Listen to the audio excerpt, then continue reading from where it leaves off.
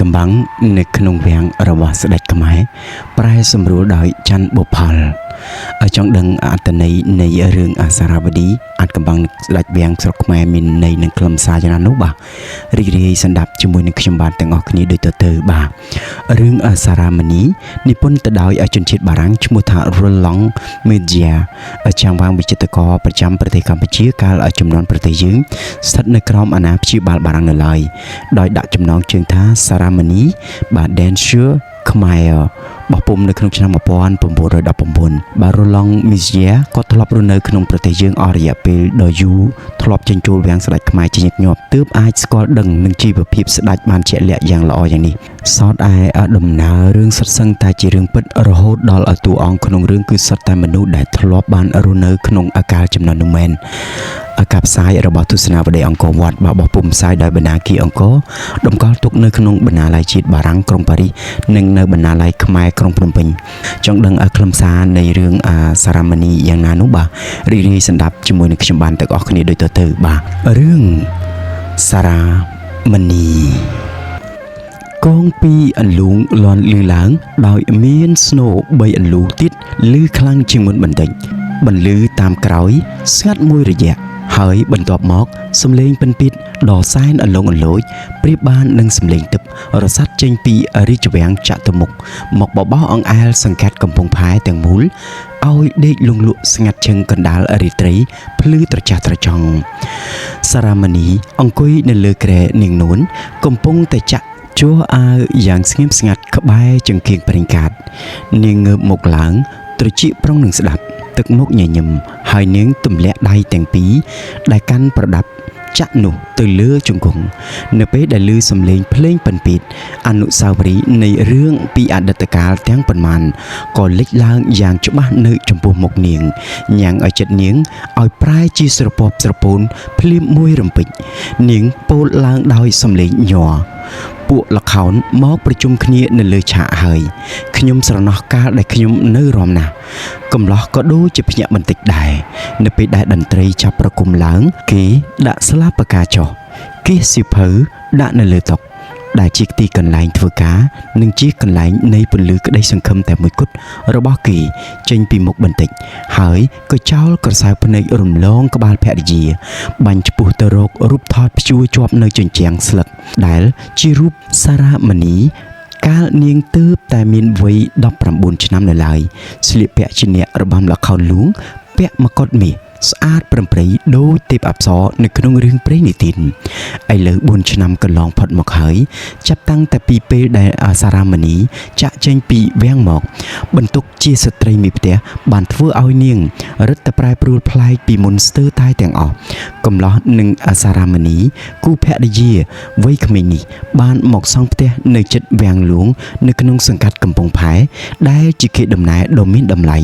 រកអ្វីមកព្រៀបផ្ទឹមស្មើពុំបាននៃភូមិខ្មែរបុរាណហើយគេទាំងពីរនាក់អង្គុយធ្វើការទល់មុខគ្នាក្បែរចង្កៀងប្រេងកាតនៅក្នុងផ្ទះស្លឹកដ៏តូចច្រឡឹងនោះដោយមានលាក់ទុកក្នុងអផ្នែកគំនិតនៅរឿងដ៏មានតម្លៃបំផុតពុំងាយនឹងមាននរណាបានដឹងឡើយគឺរឿងពិតនៃបុគ្គលម្នាក់ដែលមានឋានៈជាស្ដេចគ្រប់គ្រងប្រទេសជាតិហើយដែលត្រូវបានអ្នកដទៃគោរពស្មើនឹងអាទិទេពពេលនោះជាខែភទ្របទពិធីបុណ្យចម្រើនបច្ចុប្បន្នស្ដេចបានទីនិមឺនយ៉ាងច្រើនកកមកពីគ្រប់ខេត្តខណ្ឌឲ្យមកជួបជុំគ្នានៅក្នុងរាជធានីដើម្បីផឹកទឹកសម្បត្តិនិងចូលរួមពិធីបុណ្យតាំងតុកល្ងាចនេះដែលមានរំលខោនលួងនៅមុខក្រៅវាំងជួនសាធារណជនទស្សនាកំសាន្តផងកំឡោះបើកចំហសៀវភៅត្រង់ទំព័រមួយដែលសរសេរមិនទាន់ចប់នៅឡើយហើយបណ្ដែតអារម្មណ៍ឲ្យរសាត់អណ្ដែតទៅឆ្ងាយឥតព្រំដែននៅក្នុងពិភពនៃក្តីស្រមៃដ៏ធំល្វឹងល្វើយលោកសារមណីឧទានតិចទំលាយបរិយាកាសស្ងប់ស្ងាត់ដោយសណ្ដូកដៃទន់របួតរវល់ទៅលើតុលោកគិតពីរឿងអីហ្នឹងលោកនឹកដល់រឿងរ៉ាវចាស់ដូចដែលខ្ញុំបានឮឬទេលោកញញឹមស្ងួតអញ្ចឹងបានសេចក្តីថាលោកស្រឡាញ់ខ្ញុំមែនទែនឬមួយក៏លោករលឹកទៅដល់ស្រុកកំណើតរបស់លោកខ្ញុំឃើញតែលោកគិតឃើញតែលោកសរសេរលោកគូស ក្រវេមក្រវាមដូចជើងក្តាមនៅក្នុងសិភៅធំនេះរាប់ឆ្នាំទៅហើយតើលោកធ្វើការដើម្បីនរណាលោកសម្លឹងទៅមើលឆ្ងាយអន្លង់អន្លុយអញ្ចឹងខ្ញុំអត់យល់អីសោះទេអីយ៉ាកាលណាទើបលោកបង្រៀនខ្ញុំឲ្យចេះភាសាលោកគ្រាន់តែខ្ញុំអាចអង្គុយកំដរមើលលោកធ្វើការពេលយប់បានផងសារ៉ាម៉ានីអង្គិលខ្លួនទៅចុងក្រែនាងយកដៃទាញស្បៃស្ដើងដែលគ្របដណ្ដប់នៅលើខ្លួនបង្ហាញនៅគល់សដន់ដ៏សរលោងដូចម្នាងសេឡាប្រកបទៅដោយសរសៃខៀវលេចឡើងយ៉ាងច្បាស់ក្រសែភ្នែកកំឡោះប៉ះទង្គិចនឹងគ្នាក្រសែភ្នែកនាងបានបញ្ចេញរស្មីស្រទន់ជាតំណាងនៃទឹកចិត្តស្អាតបរិសុទ្ធនិងសេចក្តីស្នេហាស្មោះត្រង់កំឡោះដាក់ដៃចុះនៅលើគំនរក្រដាសដោយកាយវិការខ្ជិលច្រអូសហើយពោលឡើងថានាងមិនចាំបាច់ដឹងថាខ្ញុំសរសេរអំពីអ្វីមិនចាប់បាច់រៀនភាសាបារាំងទេភាសានេះគឺជាថ្នាំពុលដ៏មហាសាហាវបំផុតចំពោះស្ត្រីខ្មែរវានាំនឹងឲ្យនាងស្គាល់កាយវិការនិងអាកប្បកិរិយាច្រងេងច្រងាងដែលនាងមិនធ្លាប់ដឹងវានឹងនាំនាងឲ្យកើតគំនិតនិងពុតបត់អាក្រក់ដែលជាភាសានាងពុំអាចថ្លែងចេញជាពាក្យស្រដីបានកម្រមានស្ត្រីខ្មែរណាអាចទប់ទល់នឹងថ្នាំពុលនេះបានណាខ្ញុំសរសេរដើម្បីអ្វីនាងខ្ញុំគិតដើម្បីអ្វីខ្ញុំបាននិយាយប្រាប់នាងច្រើនដងហើយតើខ្ញុំបាននិយាយប្រាប់នាងថាខ្ញុំចង់សរសេររៀបរាប់អំពីសម្រស់ពីសិលធម៌នៃពូជសាសន៍របស់នាងបង្ហាញពិភពលោកឲ្យបានឃើញច្បាស់នៅតម្លៃពូជខ្មែរដ៏ចាស់យូរអង្វែងណាស់មកហើយនរណាក៏អាចដឹងបានថានាងថ្ងៃណាមួយក្រែងលោទេវតាលោកប្រទានរង្វាន់ចំពោះការប្រឹងប្រែងរបស់យើងដោយផ្ដល់ជាកិត្តិយសនិងជាទ្រព្យសម្បត្តិហើយដល់ពេលនោះយើងនឹងចាក់ចេញពីខ្ទមស្លឹកដើម្បីទៅសង់ផ្ទះក្បឿងសសរផ្ចឹកមួយនៅមាត់ទន្លេដោយមានដាំដើមស្លានិងដាំដើមដទៃទៀតដើម្បីជាម្លប់ត្រជាក់ដល់ដីភូមិរបស់យើងផងណាហើយសារ៉ាម៉ានីអោនមុខចុះដកដង្ហើមធំខ្ញុំមិនចង់បានទ្រព្យសម្បត្តិដែលនាំឲ្យលោកត្រឡប់ទៅស្រុកបារាំងវិញទេខ្ញុំចង់ឲ្យលោកក្រដោយសពថ្ងៃអីចឹងរហូតទៅដើម្បីឲ្យលោកនៅស្មោះត្រង់នឹងខ្ញុំមិនចង់ឃើញទ្រព្យសម្បត្តិដែលបានមកដោយល្អក់ចិត្តមកបណ្ដាច់លោកពីជីវភាពដ៏សុខសាន្តដូចយើងរស់នៅសប្តាហ៍ថ្ងៃបើបែរជាទៅស្រឡាញ់ស្រីស្ដុកស្ដំដោយសម្លៃទៅរស់នៅក្នុងវិមានដ៏ល្អឆាតឆាយនៅក្នុងប្រទេសរបស់លោកវិញនោះទេលោកស្ដាប់ខ្ញុំណាខ្ញុំចង់និយាយប្រាប់លោកអំពីទុក្ខវេទនារបស់នាងខ្ញុំមុនពេលដែលបានមករៀបការជាមួយនឹងលោកខ្ញុំចូលចិត្តចង់ឲ្យប្រវត្តិសាស្ត្រដ៏ខ្លោចផ្សារបស់ខ្ញុំស្ថិតនៅគង់វង្សជានិច្ចសម្រាប់ជាអនុស្សាវរីយ៍ចំពោះរូបលោកកាលណាខ្ញុំស្លាប់ទៅសារ៉ាម៉ានីឈប់ស្ងៀមមួយសន្ទុះសំឡេងតន្ត្រីរសាត់មកជាកម្លាំងជំនោររាត្រីបបោះអង្អែលសង្កាត់កំពង់ផែឲ្យស្រងេះស្រងោចអន្លង់អន្លូចប្រៀបបានដោយសំឡេងទឹកហើយអតីតអ្នករបាំយើងយកចិត្តទុកដាក់ស្ដាប់ភ្លេងសំឡេងស្រួយស្រាប់នេះដែលពីដើមដែលជាមេដែកអាចទាញកាយវិការនាងឲ្យពុនពេតទុនភ្លុនទៅតាមចង្វាក់ដំណើរទេពអប្សរដោយចិត្តរំជើបរំជួលស្ទើរតែទប់ខ្លួនពុំជាប់លោកសារ៉ាម៉ានីពោលទៅទៀតថានៅពេលដែលហាក់ដូចជាមានអបភ្នូលអ្វីឲ្យដឹងថាយើងនឹងព្រាត់គ្នានៅពេលឆាប់ខាងមុខនេះហើយទើបខ្ញុំចង់និយាយរឿងរ៉ាវទាំងអស់ប្រាប់លោកដែលជាអ្នកគ្រប់គ្រងតែមួយគត់លើជីវិតខ្ញុំជាស្រីកំព្រាចង់រើកាយបង្ហាញលោកនៅកំណប់អនុស្សាវរីយ៍នៃជីវិតខ្ញុំដែលលោកពុំទាន់ដឹងនៅឡើយនៅពេលដែលបានស្ដាប់ឮសម្ដីនេះកំឡោះភ្ញាក់ព្រឺតហើយស្រមោលនៃគំនិតរវើរវាយមិនល្អក៏ចាប់គ្របសង្កត់ទៅលើបេះដូងឲ្យតឹងស្ទើរតែប្រេះភ្លាមមួយរំពេចក៏ប៉ុន្តែសំឡេងភ្លេងពិនពាទ្យយ៉ាងលាន់យ៉ាងច្បាស់នៅក្នុងសភាពឆ្ងាត់ស្រងំនៃរាត្រីកាលគឺជាសំឡេងទឹកដែលអាចរំងាប់នៅអារម្មណ៍តានតឹងគ្រប់បែបយ៉ាងហើយកំឡោះប្រមូលបានសេចក្តីក្លាហានបន្តិចឡើងវិញខំរក្សាសំឡេងឲ្យនៅនឹងណនិយាយតបទៅភរិយាវិញថាអូននិយាយទៅចោះខ្ញុំចាំស្ដាប់ហើយសារ៉ាម៉ានីផ្អែកខ្នងទៅលើជញ្ជាំងហើយក៏ចាប់ផ្ដើមនិទានរឿងនាងដូចតទៅកាលនោះស្ដេចសុវណ្ណកោឡើងអាស្រ័យរាជនៅលើប្រទេសកម្ពុជាបាន40ផ្លាយឆ្នាំហើយមុនមកភ្នំពេញ ខ្ញុំចាំថាខ្ញុំធ្លាប់បានរស់នៅលើទូកអស់រយៈពេលដ៏យូរឪពុកម្ដាយហើយនឹងខ្ញុំក៏ធ្វើដំណើរទៅតាមផ្លូវទឹកពីតំបន់មួយទៅតំបន់មួយគ្មានទិសដៅជាក់លាក់នៅឡើយពូប៉ុលពូម៉ែនពូកៅនិងបងប្អូនជីដូនមួយរបស់ខ្ញុំពីរនាក់ឈ្មោះថាមីងប៊ុន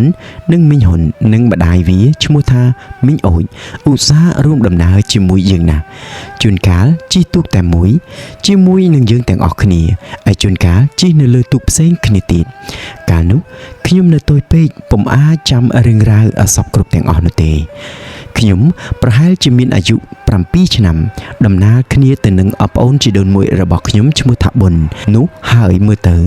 យើងទាំងពីរនាក់អង្គុយលេងជាមួយគ្នានៅលើក្តារកម្រាលទូកហើយឲ្យតែកើតមានរឿងទាស់ចិត្តបន្តិចបន្តួចខ្ញុំស្ទុះទៅក្រញ៉ៅវាដាច់មុខដាច់មាត់ភ្លាមមួយរំពេចព្រោះខ្ញុំនេះឆ្នះរោគលេខដាក់គ្មានតាំងតែពីតូចមកពុកចៅខាងមុខឯម៉ែចៅខាងក្រោយ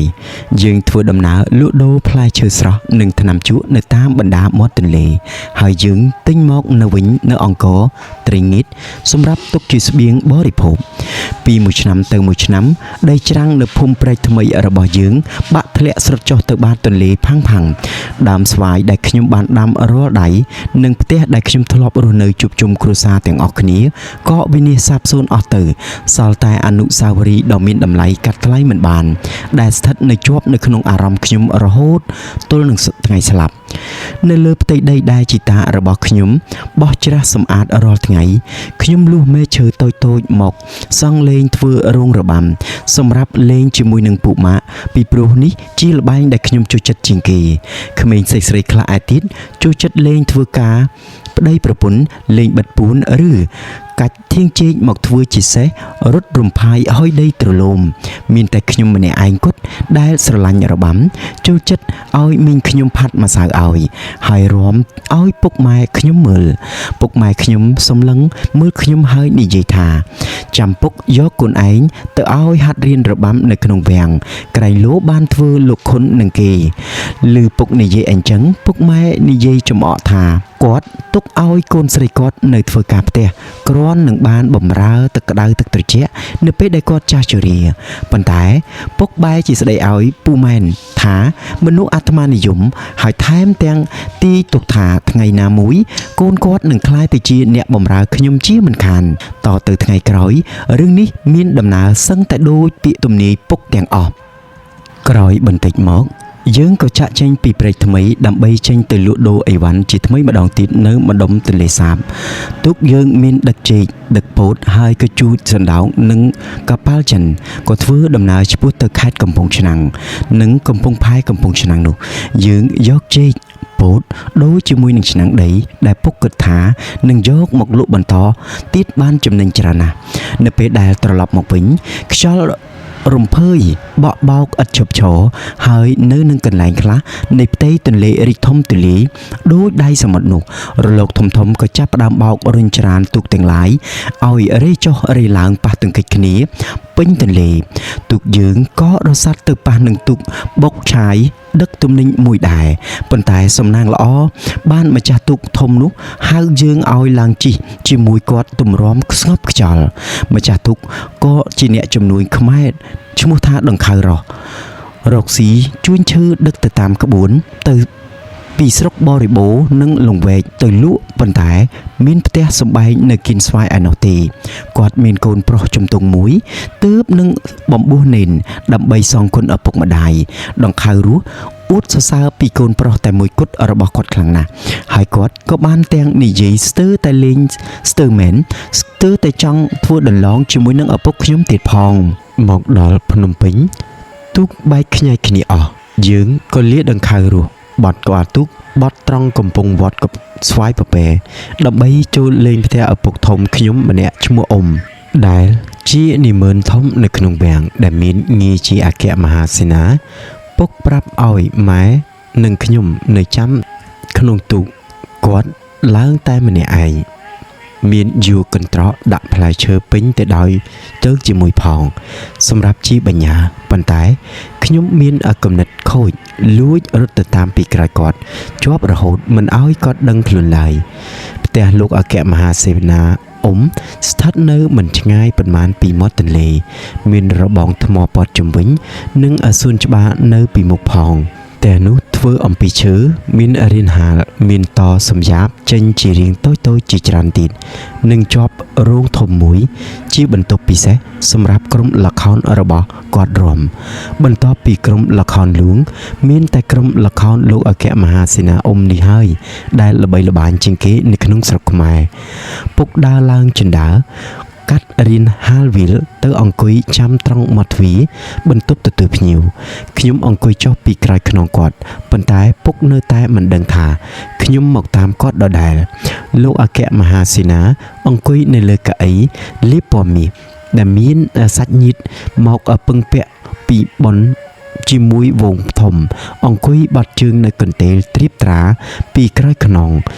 ត្រកក្រន់តែឃើញផ្ទះអ៊ំធំទូលាយរបៀបរៀបរយសួនច្បារអីប៉ុណ្ណោះខ្ញុំសប្បាយចិត្តចង់ទៅរស់នៅក្នុងទីនោះស្រេចទៅហើយខ្ញុំអង្គុយបាត់ជើងពួនក្រវៀនវីននៅក្រោយខ្នងពុករួចសម្លឹងមើលមកលោកអគ្គមហាសេនាភ្លាកគាត់ចាស់កោងខ្នងសក់ស្កើសក្បោះកាត់ច្រងជើងខ្លីស្បែកមុខជ្រឿជ្រួញពាក់អាវបំពង់សដៃខ្លីស្លៀកសារ៉ុងសូត្រគាត់និយាយរាក់ទាក់មកកាន់ពុកថាយានឯងយកផ្លែឈើអស់នឹងមកផ្ញើអញហ៎ប្រពន្ធកូនឯងសុខសប្បាយជាទេវ៉ៃនឹងឯងកូនមកឲ្យនៅហាត់រំជាមួយនឹងអញឬ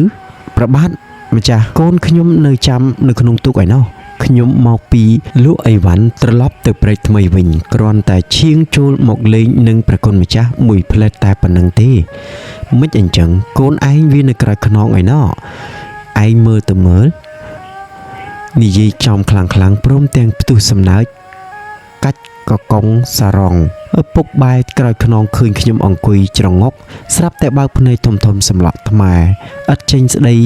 ថាម៉េចទាំងអស់សើចអស់ចិត្តទើបលោកអគ្គមហាសេនាសួរខ្ញុំណែមីនាងឯងចូលចិត្តត្រឡប់ទៅព្រែកថ្មីវិញឬទេឬក៏ចង់នៅជាមួយនឹងអ៊ំមីនាងខ្ញុំចង់នៅដើម្បីកុំឲ្យបែកឪពុកម្ដាយលោកអ៊ំបានឲ្យពុកសង់ផ្ទះតូចនៅបណ្ដោះអាសន្ននៅក្បែរសួនច្បារគាត់លោកអគ្គមហាសេនាគប់ចិត្តនឹងខ្ញុំជាងគេគាត់ស្រឡាញ់ខ្ញុំដូចកូនបង្កើតអញ្ចឹងគាត់ទិញសំពត់ខៀវអាវវាលកវាលក្លៀកកំណាត់សូត្រសម្រាប់ខ្ញុំរៀនស្លៀកពាក់រំរាល់ថ្ងៃមួយកំណោធំលោកអ៊ំរកឈ្មោះដាក់ឲ្យខ្ញុំនេះពិតជាពីរោះនោះមិនពីរោះទីបំផុតក៏ហៅខ្ញុំថាយ៉ែមរហូតមកប៉ុន្តែមិនរវល់នឹងរឿងរ៉ាវកំពេចកំប៉ុកអស់នេះទេមួយថ្ងៃខ្ញុំគិតតែដើរបេះបោចដំណាំក្នុងសួនច្បារឬសំងំពូននៅក្រោមផ្ទះទុកឲ្យគេដើររកវក់វីម្ដងនោះខ្ញុំធ្វើឲ្យគេជ្រុលបាយកញ្ចក់ដែលគេតាំងលម្អនៅក្នុងបន្ទប់ទទួលភ្ញៀវប៉ុន្តែលោកអ៊ំឥតមានស្ដីបន្ទោសឬវាខ្ញុំទេខ្ញុំឥតខ្លាចលោកអ៊ំតតែសោះគឺខ្ញុំស្រឡាញ់គាត់ទុកដូចស្មើនឹងឪពុកខ្ញុំសប្បាយចិត្តណាស់ដែលបានធ្វើជាកូនអ្នកធំបានស្គាល់ភាពថ្លៃថ្នូរនិងការរស់នៅក្នុងទីក្រុងបានស្លៀកពាក់សំពត់អាវល្អបានពាក់មាសពេជ្រស្រោចខ្លួននិងជាពិសេសបានហាត់រំយ៉ាងនេះខ្ញុំចង់ក្លាយទៅជាលោកខុនមានរូបសម្បត្តិស្អាតដូចទេពកញ្ញាធ្វើឲ្យប្រុសមើលឃើញពីចម្ងាយហើយក៏ចាប់ចិត្តលួចស្រឡាញ់វង្វេងភ្លេចស្មារតីគ្រប់គ្នាគំនិតរវើរវាយបែបនេះធ្វើឲ្យខ្ញុំញញឹមនឹកឃើញសប្បាយតែម្នាក់ឯងដូចមនុស្សឈួតក្រុមល្ខោនលោកអគ្គមហាសេនាមានលោកគ្រូសៀម3នាក់ដែលជាអ្នកបង្ហាត់និងប្រពន្ធគាត់3នាក់ទៀតដែលជាអ្នកគ្រូជីមអ្នកគ្រូម៉ាឡៃនិងអ្នកគ្រូខយឹមបន្ទាប់មកអ្នកភ្លេងអ្នកចម្រៀងនិងកូនល្ខោនក្មេងទាំងចាស់សុទ្ធតែស្ទាត់ជំនាញដូចគ្នាទាំងអស់រូបបូករួមទាំងអស់ក្រុមនោះមានគ្នាដល់ទៅជាង100នាក់អ្នកគ្រូខឹមដែលជាអ្នកទទួលភារកិច្ចបង្ហាត់ខ្ញុំរាល់ព្រឹកខ្ញុំស្លៀកសំពត់ចងក្បិនពាក់អាវវាលក្លៀកមានសៀតផ្កាកុលាបមួយតងនៅនឹងត្រចៀកពាក់កងជើងមាសធំដើម្បីហាត់រាំទៅតាមបញ្ជាអ្នកគ្រូពេញចិត្តនឹងខ្ញុំដែលជាកូនសិស្សពេកណាស់សមបានដឹងថាលោកអ៊ំស្រឡាញ់ខ្ញុំដូចកូនបង្កើតផងក៏រឹតតែយកចិត្តទុកដាក់បង្ហាត់ខ្ញុំជាងនរណាទាំងអស់ក៏ប៉ុន្តែ កាលណាខ្ញុំមិនសូវប្រុងប្រយ័ត្នធ្វើតាមគាត់ឬពុតដៃពុតជើងមិនបានទន់ភ្លន់ដូចគាត់យកចុងក្រចកគាត់ឬក្តិចតលតែខ្ញុំស្រក់ទឹកភ្នែកយំអណ្ដើតអណ្ដក់ភ្លាមមួយរំពេចជាដំបូងខ្ញុំត្រូវហាត់ធ្វើពុនកស្មាសន្លាក់ដៃចង្កេះជង្គង់និងកជើងដងខ្លួនត្រូវពុតអែនចុះអែនឡើងទាល់តែទន់ដូចវល្លិបណ្ដាលឲ្យខ្ញុំអស់កម្លាំងស្ទើរតែទប់ខ្លួនឈរនឹងមិននឹងជួនកាលខ្ញុំត្រូវឈរជើងមួយបន្ទន់ជង្គង់ទៅមុខបន្តិចជើងមួយទៀតបត់ទៅក្រោយលើខ្ពស់លើកដៃខ្ពស់ហួសពីដងខ្លួនថែមទាំងមានកាន់ដាវឬផ្កាដោយពុតកដៃមកក្រោយទាល់តែចុងក្រចកប៉ះទៅនឹងសាច់កំភួនដៃទៀតផងខ្ញុំសម្គាល់ឃើញថាពីគ្រូមួយទៅគ្រូមួយក្បាច់របាំតែងតែមានការខុសៗគ្នាបន្តិចជានិច្ចគឺម្នាក់ចេះតែច្នៃបន្ថែមបន្ថយទៅតាមការនឹកឃើញរបស់ខ្លួនខ្ញុំបណ្ដោយឲ្យអ្នកគ្រូខឹមកាច់ពុតដៃពុតជើងទៅតាមចិត្តក៏ប៉ុន្តែកាលណាគាត់កាច់ឈឺខ្លាំងពេកទ្រាំមិនបានខ្ញុំក៏ស្រែកទ្រហោយំងោងឡើងកាលណាហាត់ពុតចប់ម្ដងអ្នកគ្រូឬអ្នកម៉ែគួរច្របាច់រឹតឲ្យខ្ញុំសັບដៃជើងប្រានដើម្បីសន្សំសម្រួលសាច់ដុំពួកយើងជាអ្នកអកលោកគុណដែលបានហាត់រំតាំងតែពីក្មេងអញ្ចឹងយើងពុំបានទុកដាក់ខ្លួនដូចជាស្រីសាមញ្ញនោះទេការរស់នៅក្នុងវាំងឃ្លាតដាច់ស្រឡះពីពិភពខាងក្រៅបានធ្វើឲ្យយើងផ្លាស់ប្ដូរចិត្តគំនិតតាំងខ្លួនជាវត្ថុមានតម្លៃទម្ងន់ខ្ជិលធ្វើការដើម្បីយួរកន្ត្រកទៅផ្សារក៏មិនរួចផងមួយថ្ងៃគិតតែសប្បាយច្រៀងរាំនិង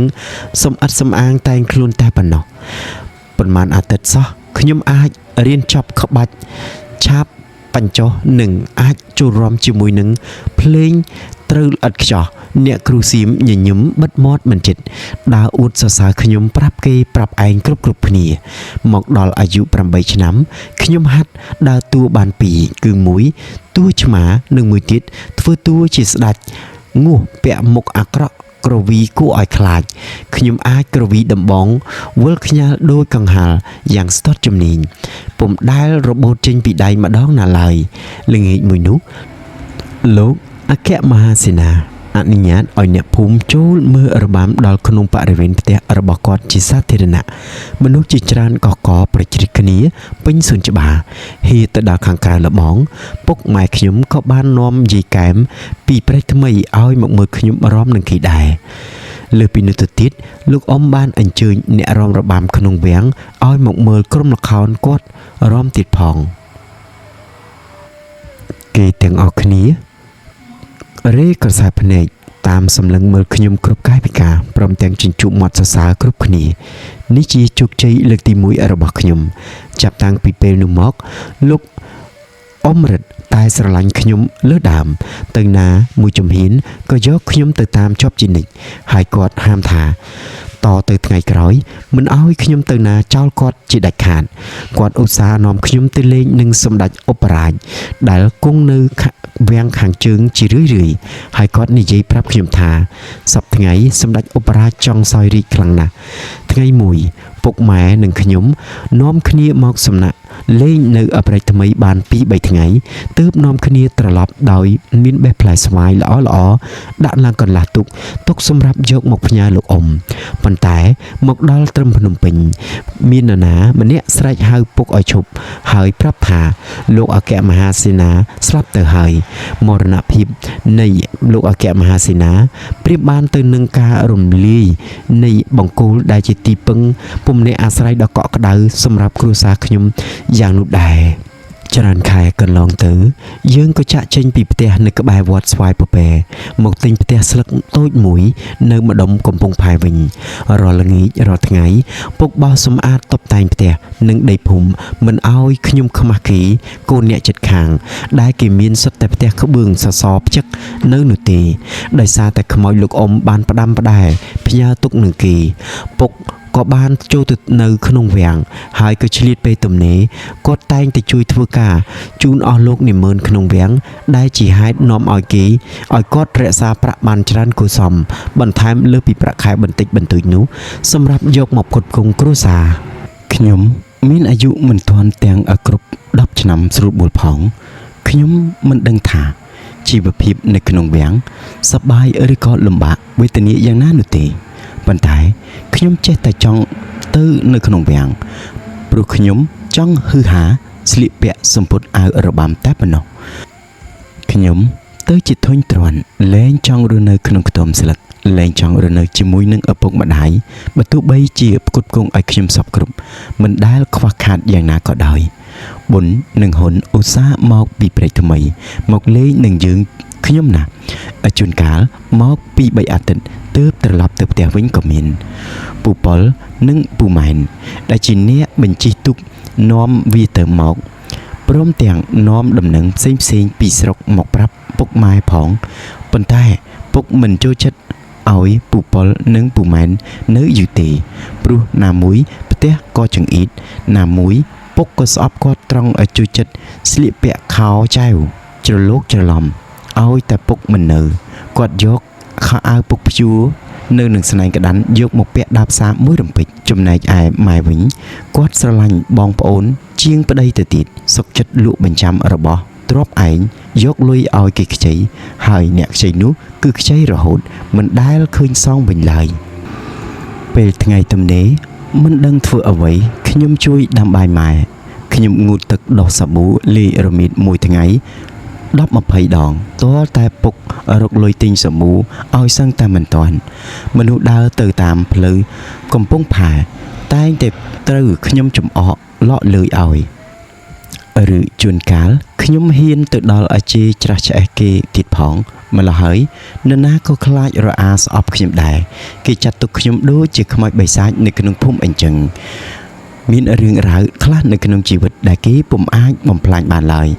ថ្ងៃដែលខ្ញុំចាក់ចេញពីគ្រួសារការចាក់ចេញពីខ្ទមកំសត់ដែលខ្ញុំធ្លាប់រស់នៅបានទទួលក្តីស្នេហាពីឪពុកម្ដាយបានទទួលការសប្បាយរីករាយនៃភាពកុមារ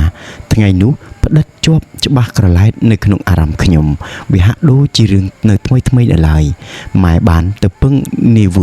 ដែលជាអ្នករបាំនៅក្នុងវាំងអាយុបងខ្ញុំ10ឆ្នាំឲ្យមកជួយចាត់ចែងនាងខ្ញុំទៅគាល់លួងនិងនាងវឿកក៏នាំមកនៅសម្ពុតមាត់ពណ៌ស្វាយអាវវាលកដៃខ្លីពណ៌ខ្មៅប៉ាក់ចោផងដែលជាសម្លៀកបំពាក់សម្រាប់ហាត់រំរំផាយហុំលឿង3នាពណ៌ធៀងចម្លាក់ដោយម្ខាងដៃត្រឹមចង្កេះរយ៉ាមួយគូចិញ្ចៀនវ៉ើននិងកងជើងមាសធ្ងន់ដូចគេដាក់ខ្នោះជើងសម្លៀកបំពាក់អញ្ចឹងទៅខ្ញុំដូចជាហឺហាក្នុងចិត្តឲ្យចុះចណ្ដើរយឺតយ៉ាងប្រយ័ត្នប្រយែងខំធ្វើរឹកដូចជាអ្នកអស់នៅក្នុងវាំងមែនតែនខ្ញុំដើរចន្លោះកណ្ដាលម៉ែនិងបងវឿបំពង់ក៏ស្ងួតចេះរោគទឹកមាត់លេបគ្មានដោយក្តីរំជួលចិត្តអាណិតអណ្ដែតត្រសែតដែលចេញឆ្ងាយពីរាងកាយទៅកាន់ពិភពនៃក្តីស្រមៃមើលឃើញតែភាពរុងរឿងនឹងថ្លៃថ្នូរបន្តិចទៀតខ្ញុំនឹងក្លាយខ្លួនជាអ្នករបាំរបស់លួងរាជសាមញ្ញលែងហ៊ានហៅខ្ញុំថាមីគេនឹងហៅខ្ញុំថាឬក៏អ្នកនាងមិនខានខ្ញុំមិនមានមាសពេជ្រសម្ពុតពណ៌ហូលហៀខ្ញុំមានបំរើសម្រាប់យួរកន្ត្រកដើរតាមក្រោយមានរទេះ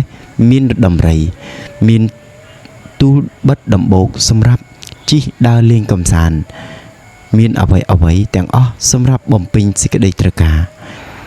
នាឡិកាប៉ោលធំនៅក្នុងទីនាងស្ដេចបន្លឺស្នូ6អន្លង់យ៉ាងយឺតរបៀបខ្ជិលច្រអូសវាហាក់ជាធុញទ្រាន់នឹងបំពេញមុខតួនាទីមុខការដដែលនេះតាំងតែពីច្រើនឆ្នាំមកហើយមកដល់ត្រង់ខ្លងទ្វាងងឹតព្រិលនរណាម្នាក់ក៏លន់មាត់និយាយមកកាន់យើងកូនអ្នកណានឹងស្អាតមើលទៅទេវតាវើយកូនខ្ញុំណាខ្ញុំនាំវាទៅថ្វាយលួងខ្ញុំមិនដឹងថាពាក្យទាំងនេះមានន័យសេរីមែនតែនឬក៏ជាពាក្យចំអកទេក៏ប៉ុន្តែគ្រាន់តែលើគេនិយាយអញ្ចឹងខ្ញុំជាចេញទឹកមាត់ខ្ញុំខំលេបវាទៅវិញកុំឲ្យវាហៀមកក្រៅម្សៅលាបមុខហើយមិនមានលឺដើរតាមចន្លោះនោះទេវាវិនិច្ឆ័យដែលជាកន្លែងដំកល់បល្ល័ង្កស្ដេច និងរងរបាំឲ្យឆ្ពោះទៅកាន់កន្លែងយាមត្រង់មាត់ទ្វារប្រលប់ពីដើមកាលនៅក្នុងរាជស្ដេចសុវណ្ណកោដ្ឋតែពេលប្រលប់ភ្លាមគេលេងឲ្យចូលទៅតាមចន្លោះទ្វារនោះហើយ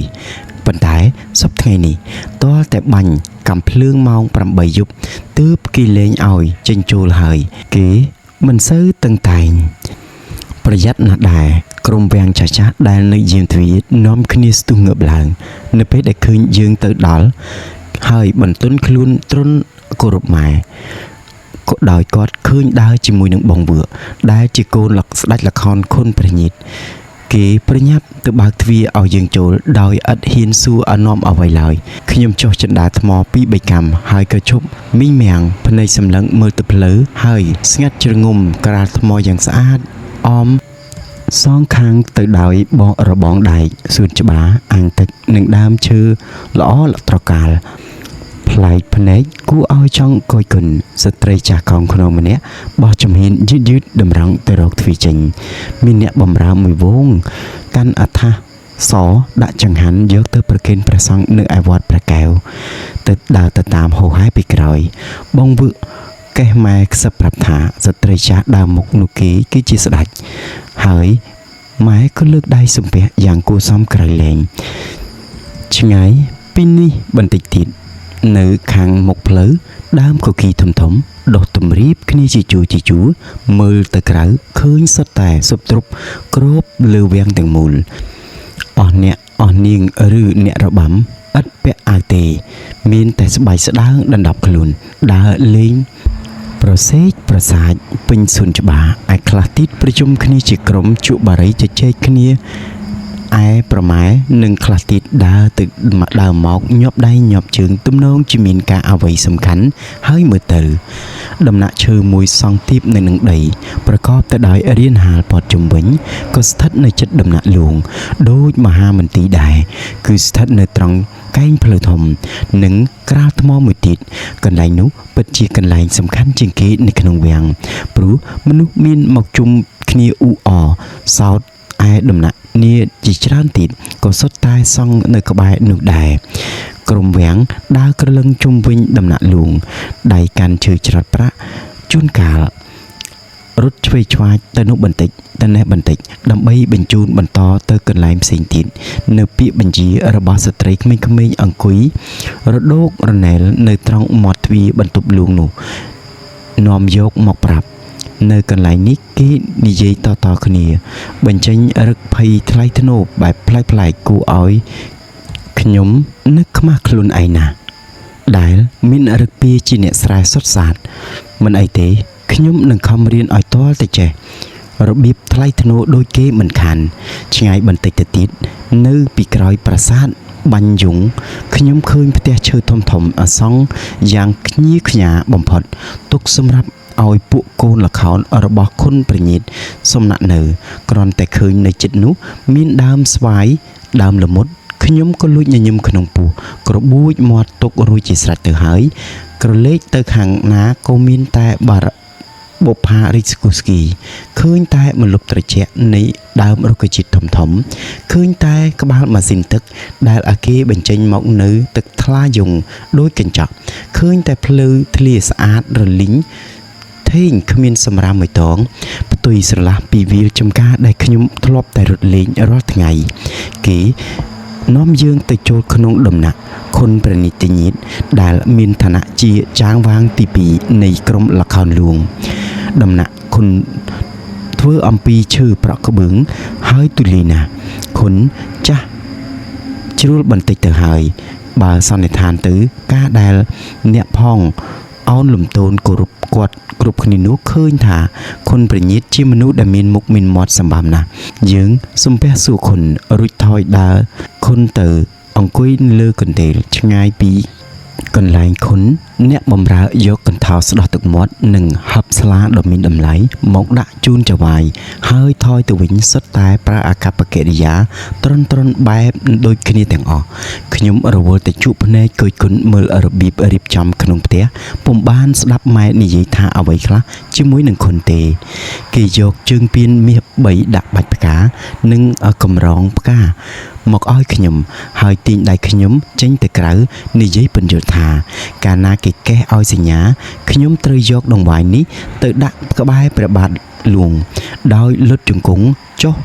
អោនទៅកលើកន្ទេលម៉ែនិងបងវិខ្សឹបប្រាប់ខ្ញុំថា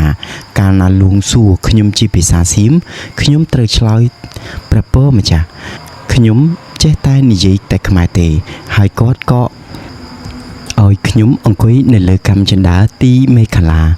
ចាំទម្រាំលួងចេញពីសោយអាភៀននៅក្នុងបន្ទប់នេះមកវិញ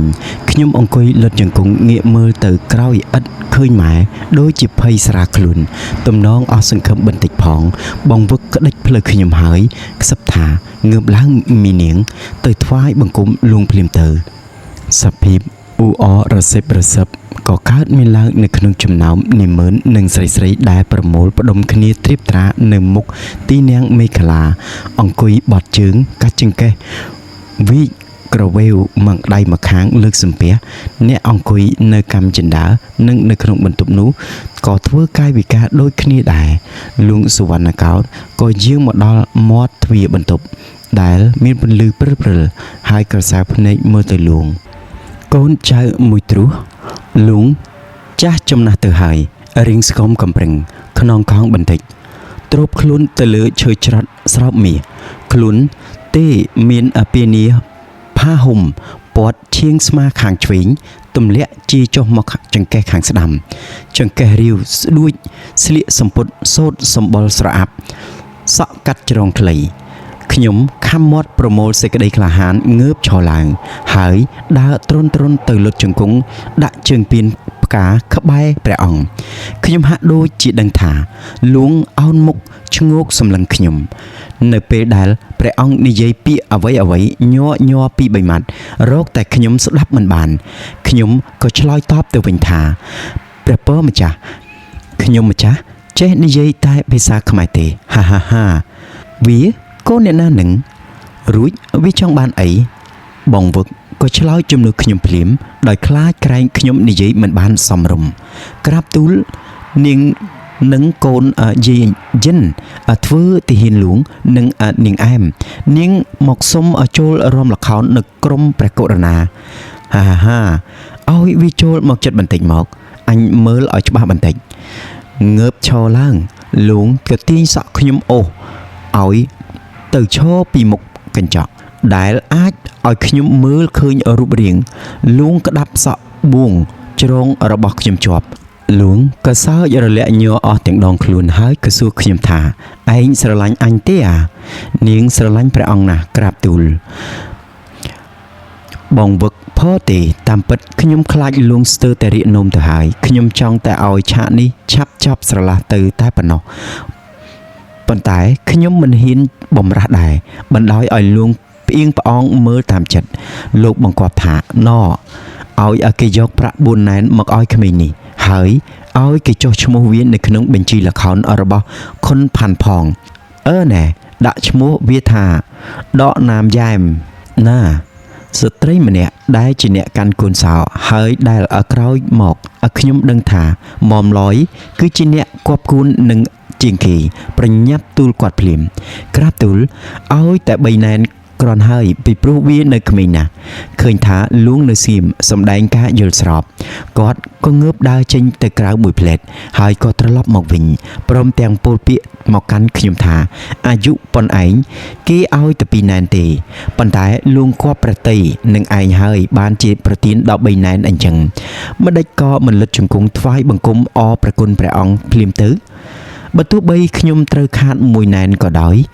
សារតែអ្នកទទួលទាស់យ៉ាងនេះក៏ដោយក៏ខ្ញុំនៅតែយល់ថាប្រាក់3ណែននេះវាគឺជាព្រះរាជអំណោយដ៏មានតម្លៃច្រើនពេកណាស់ខ្ញុំក៏លុតជង្គង់ប្រឹងនឹងថ្វាយបង្គំប៉ុន្តែលួងយាងចេញទៅដោយបញ្ជាក់ម្ដងទៀត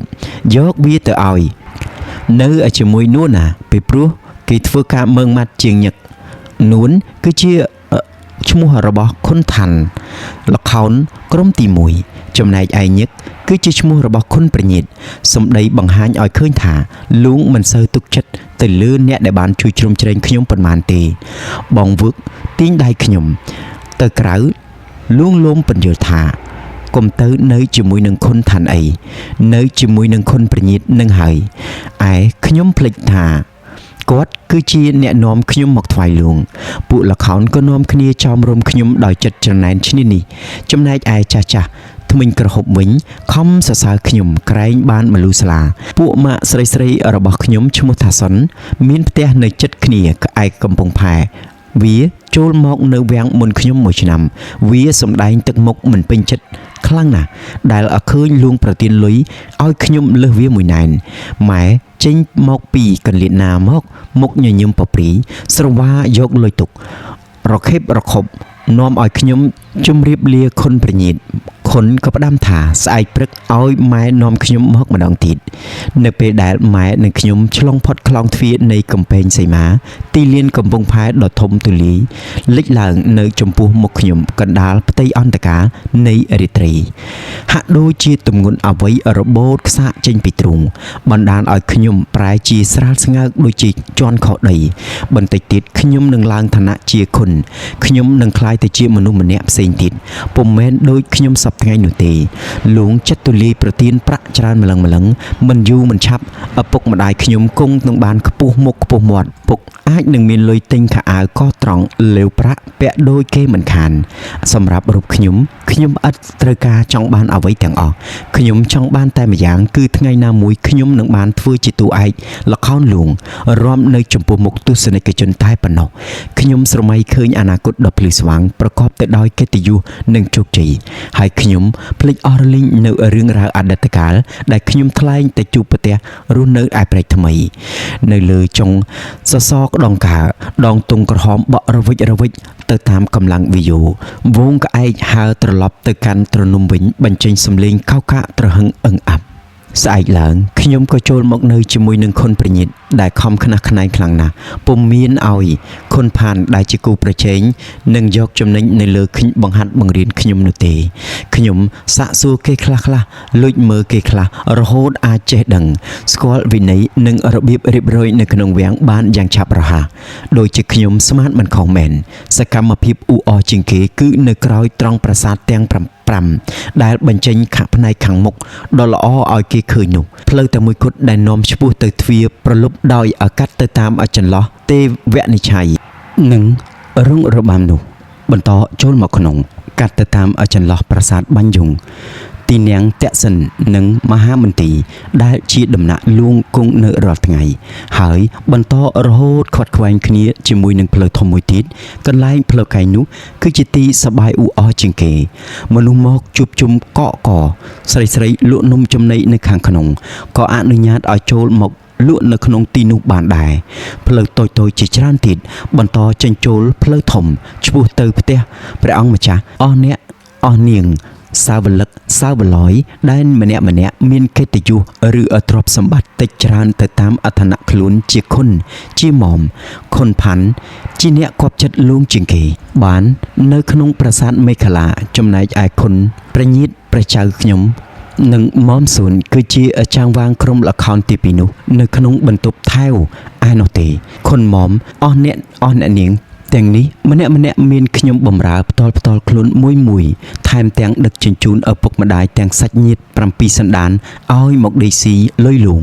ដោយពុំចាំបាច់ធ្វើការងារអ្វីផ្សេងនរណាមានវ័យចំណាស់និងមានឋានៈធំអាចសេរីភាពចេញចូលក្នុងវាំងដើរលេងផ្សារឬដើរសុំសិលនៅវត្តចិត្តបានប៉ុន្តែលួងដូចជាមិនសូវរវល់នឹងអ្នកនេះនៅ អ្នកនោះមិននៅអីប៉ុន្មាននោះទេយូរជួបគ្នាម្ដងលោកគ្រាន់តែសួរសុខទុក្ខពីកូនពីចៅតែប៉ុណ្ណោះឯការជួបគ្នានេះទៀតសោតទាល់តែត្រូវការសុំនេះសុំនោះទើបគេនាំទៅគាល់លួងហើយខ្ញុំកម្រឃើញលួងប្រកែកថាមិនអោយណាឋានៈអ្នកដែលនៅក្នុងវាំងមានច្រើនពេកសាំញ៉ាំមិនដឹងជាស្អីខ្លះនោះទេក៏ប៉ុន្តែបើនិយាយអំពីអំណាចត្រួសលើសគេវិញស្ថិតនៅក្នុងកណ្ដាប់ដៃមនុស្ស3នាក់មុនគេបង្អស់គឺខុនផាន់ចាងវាងលខោនមានអំណាចខ្លាំងជាងគេនិងបន្ទាប់មកគឺអខុនប្រញិតអ្នកទាំងពីរត្រូវឲ្យចំណាយប្រាក់ច្រើនឥតកណនាដើម្បីរើសកូនលខោនសម្រាប់ក្រុមផ្ទាល់ខ្លួនម្នាក់នៅក្នុងចំណោមគ្រួសារអ្នកទីក្រុង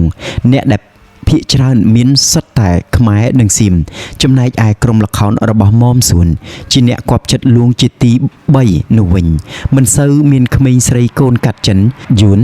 សម្បល់អសស្គុះដែលគេយកមកកាត់សក់របៀបជាសៀមនិងឲ្យស្លៀកពាក់ដូចយើងដែរ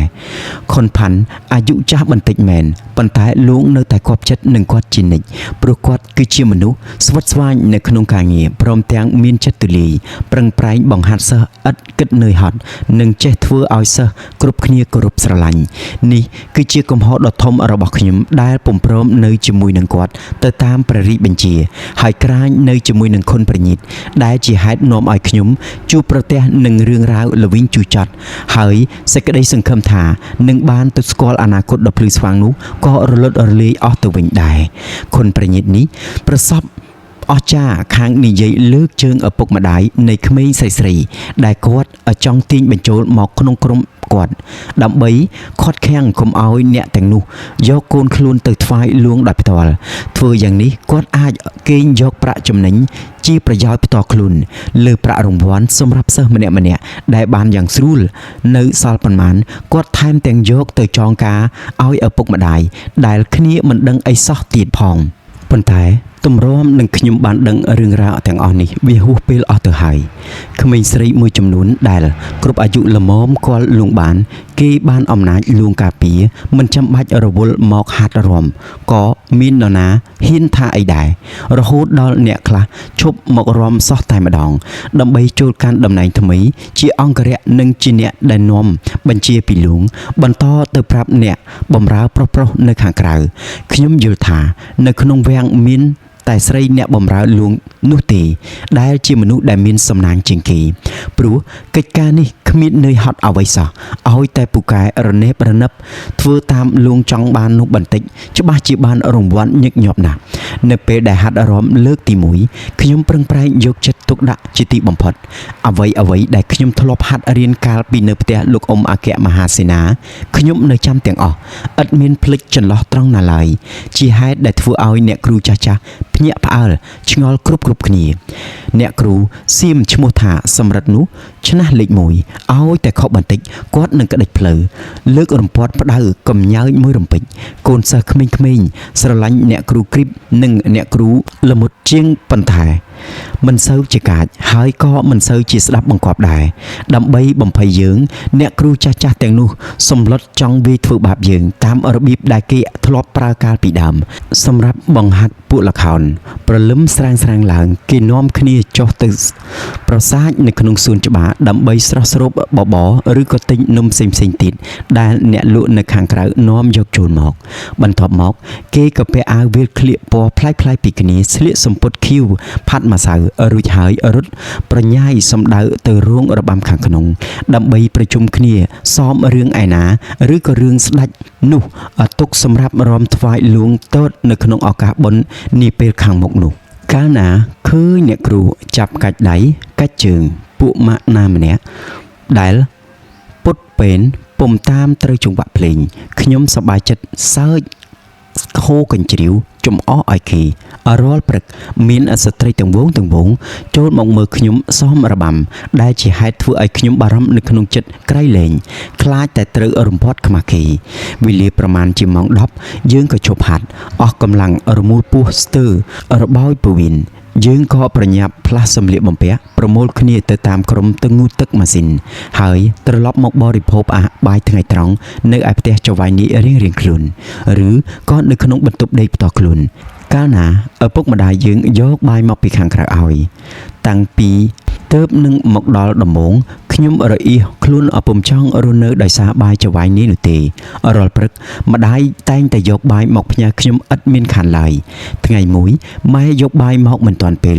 ខ្ញុំរមូលពោះខ្លាំងពេកទ្រាំមិនបានក៏បង្ខំចិត្តថ្មិចភ្នែកលេបបាយជាមួយនឹងគេឯនោះទៅម៉ោង1ម៉ោងក្រោយមកគ្រាន់តែឃើញម៉ែយួរចានស្រាក់មកដល់ខ្ញុំមួម៉ៅស្ទុះទៅធាក់ចានស្រាក់មួយជើងកំពប់បាយសម្លពេញភ្លឺខ្ញុំឆ្នះសម្បើមណាស់នៅក្នុងវាំងនរណាក៏ឮល្បីឈ្មោះខ្ញុំដែរក្មេងតូចៗដូចគ្នាឲ្យតែហ៊ានធ្វើអ្វីប៉ះពាល់ខ្ញុំបន្តិចខ្ញុំនឹងវាយភ្លាមទាល់តែខុនប្រញាតឬក៏ខុនផាន់មកខាត់ទើបឈប់ម៉ែឧស្សាហ៍វាយខ្ញុំណាស់ដែរកាលណាមានគេនិយាយប្រាប់គាត់ថាខ្ញុំប៉ិនដើររករឿងឆ្លោះប្រកែកប៉ុន្តែវាយឯណាទាន់គាត់គ្រាន់តែយារំពាត់ខ្ញុំរត់ប្រូចពួនបាត់ត្រង់កណ្ដៀតណាមួយពុំងាយនឹងរកឃើញឡើយសិនគឺជាពូម៉ាក់ស្រីម្នាក់ដែលឪពុកម្ដាយវាមានផ្ទះនៅក្នុងសង្កាត់កំពង់ផែក្បែរផ្ទះរបស់ខ្ញុំដែរម៉ែឧស្សាហ៍មកសុំយកទៅលេងទាំងពីរនាក់ទៅលេងផ្ទះណាបានទំនេរទៅផ្ទះយើងគិតតែពីសបាយងូតទឹកទន្លេមួយថ្ងៃវល់ល្ងាចកាលនោះនៅច្រាំងកំពង់ផែពុំទាន់បាក់នៅឡើយទេហើយមានឆ្នេរខ្សាច់មួយដែលជាទីកន្លែងប្រជុំក្មេងៗនៅក្នុងភូមិមកប្រឡែងឬមុជទឹកហូរកញ្ជ្រៀវយ៉ាងសប្បាយរីករាយនរណាហ៊ានមកធ្វើឲ្យល្អក់ទឹកក្បែរកន្លែងយើងមុជយើងនឹងជេរគេឥតញញើតមាត់នរណាហ៊ានមកលេមលើមក្បែរទីផែនោះយើងដេញទម្លាក់ទឹកភ្លាមសិនមានបងប្រុសម្នាក់ស្លូតណាស់យើងបានចិត្តនាំគ្នាធ្វើបាបឲ្យយំជារឿយៗពេលបក់ស៊ីបាយយើងផ្កាប់ចានចាក់បាយចោលយើងប្រអូសប្រទាញឲ្យច្រើនវាទម្លាក់ទឹកឬក៏ចាក់រុកវាឲ្យឆ្លោះវាតប់ជាមួយនឹងកូនគេអ្នកជិតខាងដែលមកឆាឆៅយើងស្លៀកសារ៉ុងចងក្បិនកប់ក្រលៀនខ្លួនទៅទេប្រៀបបាននឹងបិសាចមែនតែនសូម្បីតែក្មេងប្រុសៗក៏ខ្លាចយើងដែរជួនកាលយើងប្រមូលគ្នាបានមួយក្រុមចលើមដូចយូកងរត់ដេញប្រសាចពីវាំងមើលទៅរូបចម្លាក់ក្នុងរឿងរាមកេរ្តិ៍ហាក់ជាប់នឹងជញ្ជាំងវិហារក្បែរវត្តព្រះកែវឬក៏ដើរសម្លុតផ្ទះអ្នកដែលមានដាំផ្កាថាលួងប្រើយើងមកឲ្យសុំបេះផ្កាហើយមិនចាំបាច់ម្ចាស់គេថាឲ្យឬមិនឲ្យទេយើងប្រញាប់នាំគ្នាបង្ហិនបង្ហើយរបស់គេភ្លាមមួយរំពេចកាលណាយើងជួបនឹងពួកក្មេងប្រុសស្លៀកពាក់សពាក់មួកកន្ទេលនិងពាក់ស្បែកជើងឃ្លុបដើរចេញពីសាលានៅឯសង្កាត់ខាងជើងនោះមកយើងក៏នាំគ្នាស្រែកជេរថាអាក្បត់ជាតិខ្ញុំបារាំងដែលជាហេតុដែលគេធ្វើឲ្យខឹងរត់ដេញតាមប្រផាប់ប្រភិញរហូតទាល់តែដល់ខ្លងទ្វារវាំង2-3 ខែកន្លងផុតទៅយើងនៅតែសមរបាំរាល់ថ្ងៃរហូតដល់ពេលធ្វើបុណ្យតាំងតុកដែលឆ្នាំនេះក៏ដូចជាឆ្នាំមុនដែរគឺប្រជាពលរដ្ឋនៅក្នុងទីក្រុងសឹងតែទាំងអស់នឹងនិមឺនសពមុខមន្ត្រីមកពីគ្រប់ខេត្តខណ្ឌមកប្រជុំគ្នាត្រៀបត្រាកោះកជួបជុំបន្ទប់ខាងក្រៅនេះគឺជាពិធីចម្រើនប្រជជនចុងក្រោយបំផុតរបស់សម្ដេចសុវណ្ណកោដ្ឋហើយគ្មាននរណាចាប់ភ្លឹកគិតថាមរណកាលនៃព្រះអង្គចិត្តធ្វើដំណើរមកដល់នោះទេនៅក្នុងឱកាសនោះខ្ញុំត្រូវចេញរាំនៅចំពោះមុខសាធារណជនជាលើកដំបូងបំផុតដោយគ្រាន់តែធ្វើជាតួរីរងតែប៉ុណ្ណោះសម្លៀកបំពាក់តែងខ្លួនរបស់ខ្ញុំពុំអាចផ្ទឹមទៅនឹងពួកអ្នកល្បីៗចាស់ៗដែលគេដើរតួឯកនោះបានទេពួកអ្នកគ្រូលុតជង្គង់ក្បែរយើងរៀបចំសម្លៀកបំពាក់ឲ្យយើងទាញខ្ជិបត្រង់នេះបន្តិចត្រង់នោះបន្តិចយកម្ជុលមកចាក់ខ្ទាស់ឥតរវល់មុតដល់សាច់ឬនរណាស្រែកឈឺអ្វីទាំងអស់យើងត្រូវតែឈរ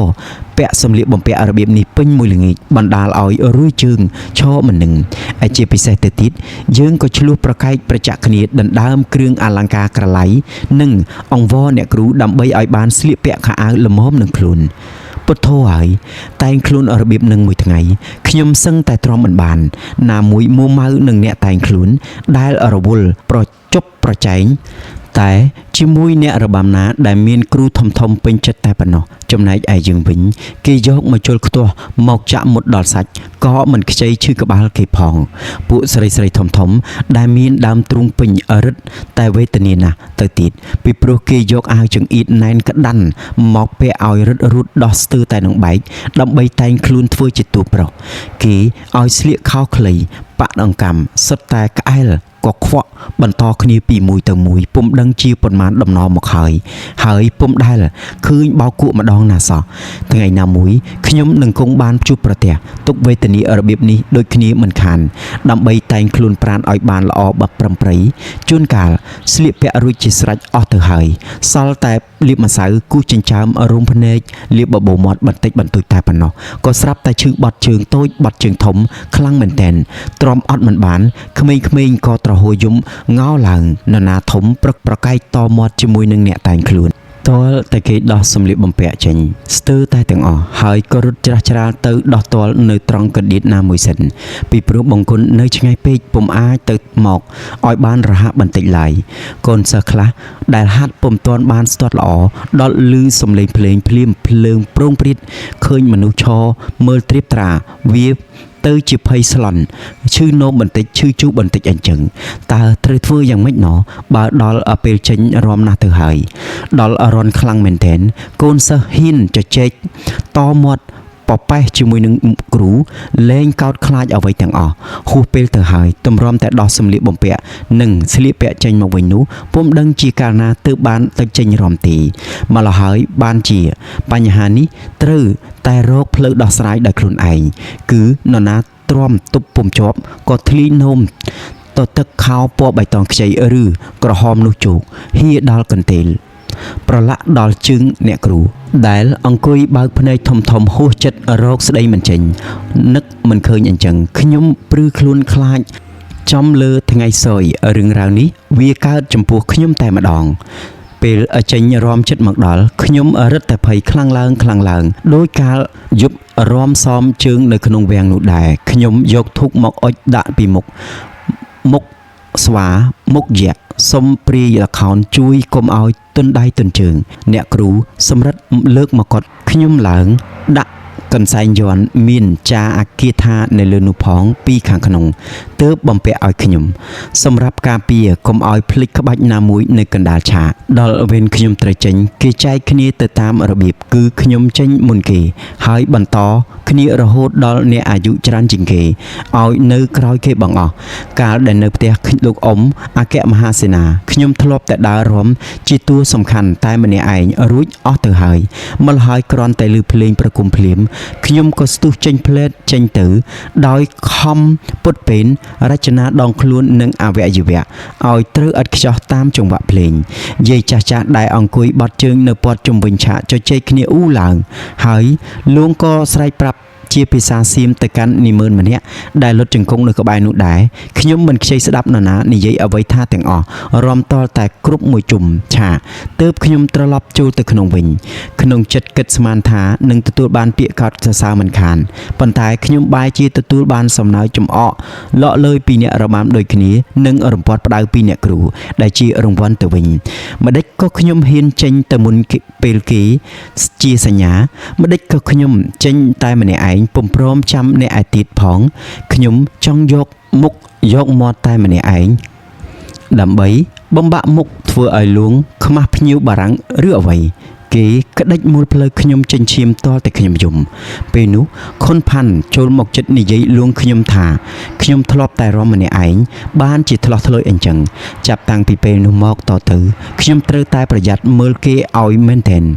ម្ដងនេះខ្ញុំប្រុងប្រៀបខ្លួនរួចស្រួលបួលចេញរំជាថ្មីម្ដងទៀតដោយមានគេឯងចេញមកខូហាយទៅតាមក្រោយហើយរបាំបានប្រព្រឹត្តទៅរហូតដល់ចប់គ្មានការស្រងេះស្រងើយផ្សេងទៀតឡើយប៉ុន្តែខ្ញុំចង់គំនុំនឹងអ្នកគ្រូសម្រិតដ៏ឆ្នះនោះជាប់រហូតទើបខ្ញុំប្រកែកលែងព្រមហាត់ជាមួយនឹងគាត់ខ្ញុំសំណាក់នៅក្នុងរោងក្បែរផ្ទះខុនប្រញៀតល្ងាចនេះគេយកពូកមកក្រាលលើក្តារនិងចងមុងធំវែងដើម្បីឲ្យពួកល្ខោនទទួលទានដំណេកជាមួយនឹងគ្នាទាំងអស់តែម្ដងខ្ញុំចូលចិត្តរស់នៅជាមួយគ្នាច្រើនដូច្នេះជាងរស់នៅម្នាក់ឯងពីព្រោះខ្ញុំខ្លាចខ្មោចណាស់យប់ហើយនរណាអស់កម្លាំងក៏រស់រាន់ជូតមុងទៅ គេខ្លះទៀតក៏នៅលេងបៀឬក៏ជក់បារីជជែកគ្នាឯរហូតដល់យប់ជ្រៅអ្នកដែលដេកចិត្តខ្ញុំឈ្មោះថារុនគាត់មានអាយុបងខ្ញុំជាង10ឆ្នាំហើយបានលះបង់ការអារម្មណ៍រែកជ្រះស្រឡះដើម្បីធ្វើបម្រើលងវិញ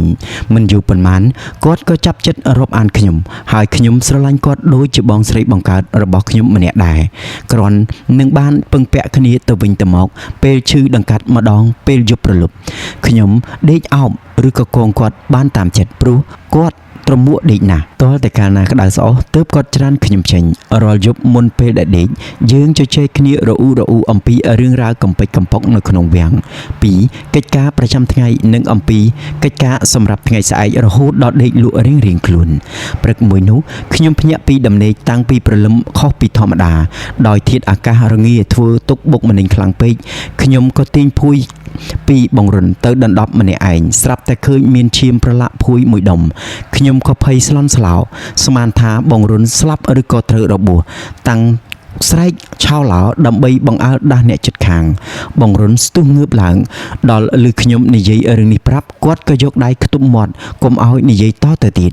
ហើយក៏ងើបឡើងទៅផ្លាស់សម្ពុតចេញភ្លាមមួយរំពេចគាត់បបួលខ្ញុំដេកទៅវិញ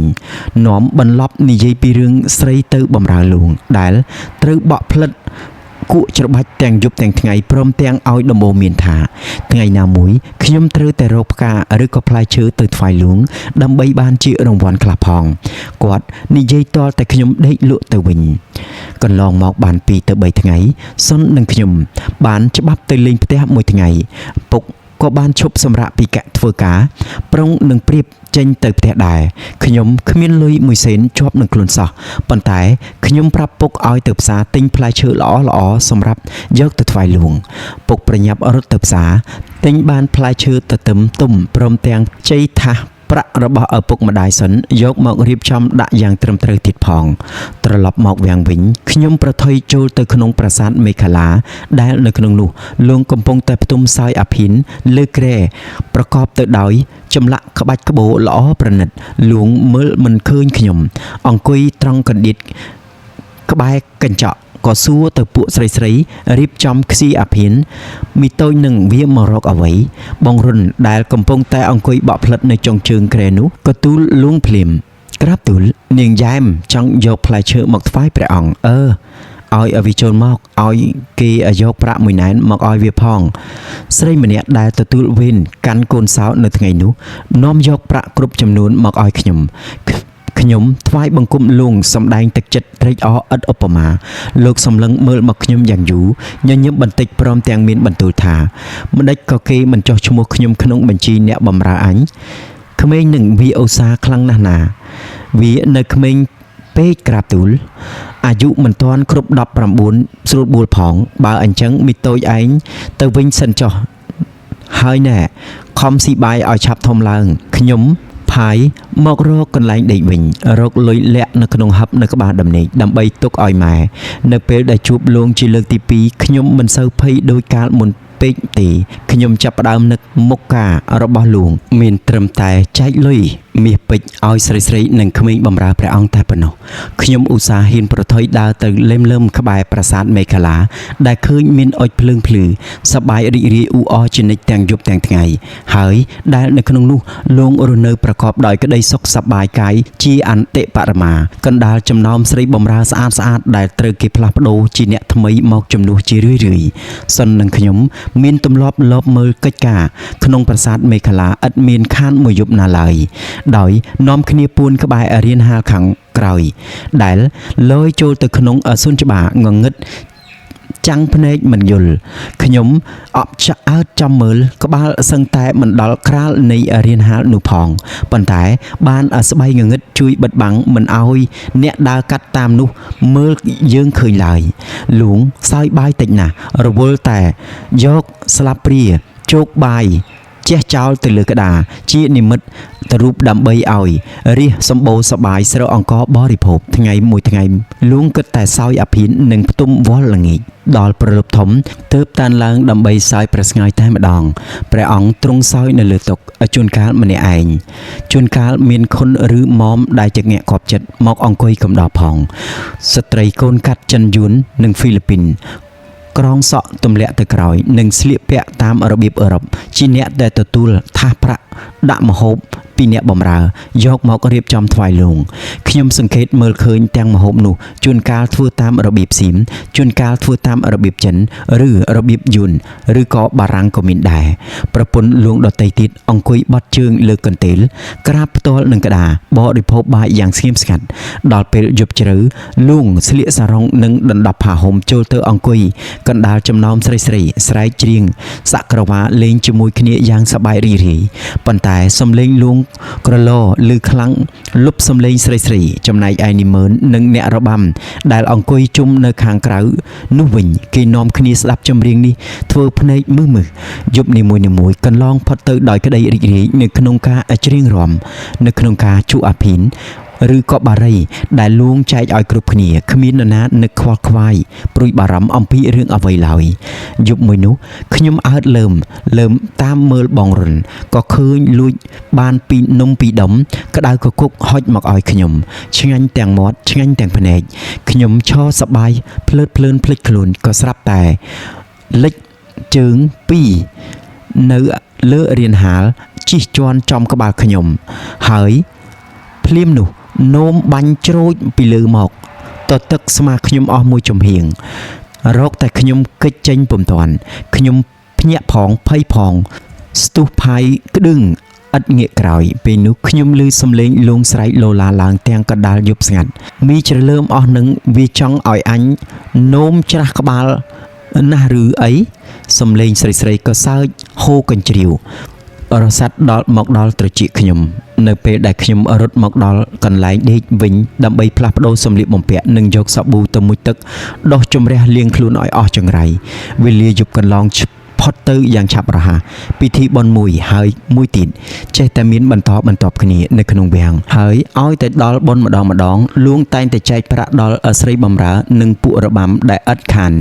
ថ្ងៃមួយលួងនឹកភ្នែកចង់ធ្វើជាអធិបតីនៅក្នុងពិធីកាត់សក់ពួកល្ខោនក្មេងៗខ្លះនៅក្នុងប្រាសាទមេខលា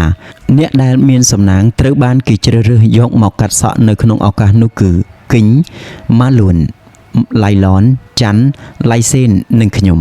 លួងមើលឃើញសក់បួងជ្រុករបស់ខ្ញុំធំជាងគេក៏ស្រាយទម្លាក់សម្យាទៅក្រោយខ្នងទទួលពេលនោះពួកព្រានក្រយកកំបិតកៅមាសមកដល់ពេកលួងក៏ខឹងតោងឡើងក៏ទាញកន្ត្រៃមកកាត់ជ្រឹបសក់ខ្ញុំ